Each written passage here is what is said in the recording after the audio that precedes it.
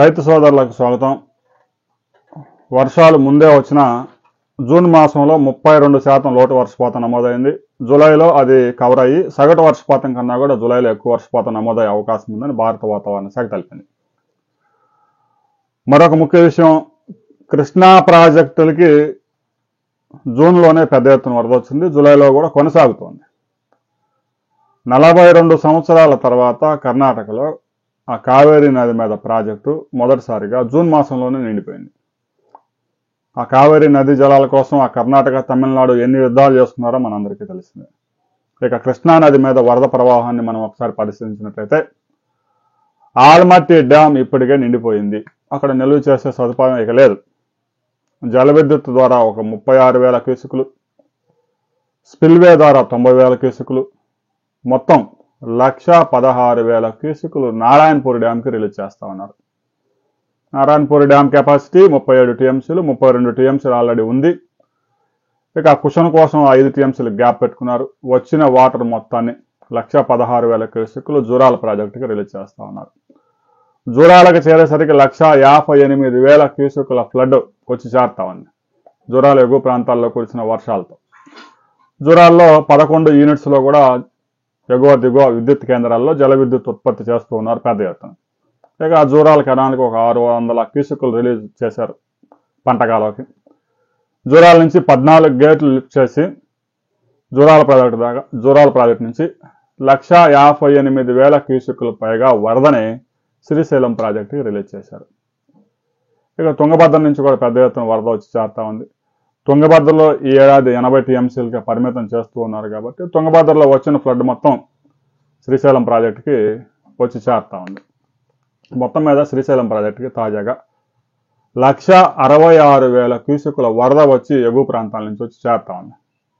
మొత్తం dam capacity 217 టీఎంసీల కాను ఇప్పటికే శ్రీశైలం ప్రాజెక్టులో 174 టీఎంసీల జలాలు చేరాయి. 3 రోజుల్లో శ్రీశైలం ప్రాజెక్టు పూర్తిగా నిండిపోతుంది. ఇంకా తర్వాత గేట్లు ఎత్తే అవకాశం ఉంది. శుక్రవారం కానీ శనివారం కానీ గేట్లు ఎత్తే అవకాశం ఉంది. ఇప్పటికే శ్రీశైలంలో కుడి జల విద్యుత్ కేంద్రం, తర్వాత ఈ ఎడమ జల విద్యుత్ కేంద్రాల్లో పెద్ద ఎత్తున విద్యుత్ ఉత్పత్తిని ప్రారంభించారు. సోమవారం ప్రారంభించి ఇక ఇప్పటికే పూర్తి స్థాయిలో ప్రారంభించారు. పూర్తి స్థాయిలో దాన్ని పీక్ తీసుకెళ్లారు. అయితే మొత్తం యూనిట్లో ఒక యూనిట్ మాత్రం పనిచేయడం లేదని తెలుస్తా ఉంది. దాంట్లో రిపేర్స్ ఉన్నాయి. జల విద్యుత్ ద్వారా 62,000 క్యూసెక్కుల ఫ్లడ్ నాగార్జున సాగర్కి చేరుతా ఉంది. ఇక శుక్రవారం శనివారం గేట్లు ఎత్తితే శ్రీశైలం ప్రాజెక్టు నుంచి దాదాపుగా 1,50,000 క్యూసెక్కులు నాగార్జున సాగర్ చేరే అవకాశం ఉంది. నాగార్జున సాగర్లో ప్రస్తుతం 515 అడుగుల వరకు వాటర్ ఉంది. సాగర్ కెపాసిటీ 312 టీఎంసీల కాను 147 టీఎంసీలు ఆల్రెడీ ప్రాజెక్టులో ఉంది. అందులో ఒక 130 టీఎంసీలు అయితే డెడ్ స్టోరేజ్లోనే ఉంటుంది. 510 అడుగుల పైన ఉన్న వాటర్ మొత్తాన్ని ఉపయోగించుకోవచ్చు. తెలంగాణ మంచినీటి అవసరాలకి, మహానగరం హైదరాబాద్కి మంచినీటికి, కెనాల్స్ కూడా రిలీజ్ చేసుకోవచ్చు. ఇక 510, 509 కన్నా తగ్గితే ఆ నీరు దాదాపుగా డెడ్ స్టోరేజ్. అక్కడి నుంచి మళ్ళీ లిఫ్ట్ చేసుకోవాలంటే ప్రత్యేకంగా పంపులు పెట్టుకోవాల్సి ఉంటుంది.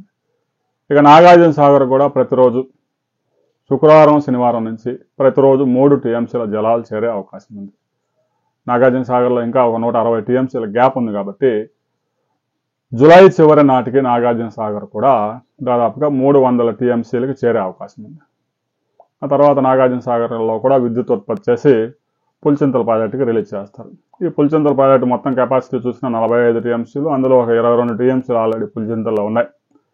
పులిచింతల నుంచి ఒక 5,000 క్యూసెక్కులు ప్రకాశం బ్యారేజీకి రిలీజ్ చేసుకుని ప్రకాశం బ్యారేజీ దగ్గర కాలువలకి 5,381 క్యూసెక్కుల జలాలు రిలీజ్ చేస్తారు. అవి చిన్నగా నిదానంగా పెంచుకుంటూ సీజన్ ఏదైతే ఖరీఫ్ వరి నాట్లు వేసే సమయానికి దాన్ని దాదాపుగా మొత్తం కెనాల్స్ అన్నిటికి కలిపి ప్రకాశం బ్యారేజీ కింద ఒక 13,000 క్యూసెక్కులు రిలీజ్ చేసే అవకాశం ఉంది. ఇక రాబోయే 48 అవర్స్లో కృష్ణానది పరివాహక ప్రాంతంలో పెద్ద ఎత్తున వర్షాలు కురుస్తాయని భారత వాతావరణ శాఖ తెలిపింది. దీంతో ఫ్లడ్ మరింత పెరిగే అవకాశం కనిపిస్తూ ఉంది. శ్రీశైలం ప్రాజెక్టు 7-8 తేదీల్లో నిండుతుందని ముందుగా అంచనా వేసిన ఫ్లడ్ ఒక్కసారిగా పెరగడంతో 5-6 తేదీల నాటికే గేట్లు ఎత్తే అవకాశాలు కనిపిస్తూ ఉన్నాయి. రాబోయే 2-3 రోజుల్లో ప్రభుత్వం, తెలంగాణ ప్రభుత్వం, ఆంధ్రప్రదేశ్ ప్రభుత్వం ఎలాంటి నిర్ణయాలు తీసుకోబోతా ఉన్నాయి అనే వివరాలతో ఫ్లడ్ వివరాలతో, ఎగువ నుంచి వచ్చే ఫ్లడ్ పెరిగిందా తగ్గిందా అనే వివరాలతో మరో వీడియోలో మనం కలుసుకుందాం.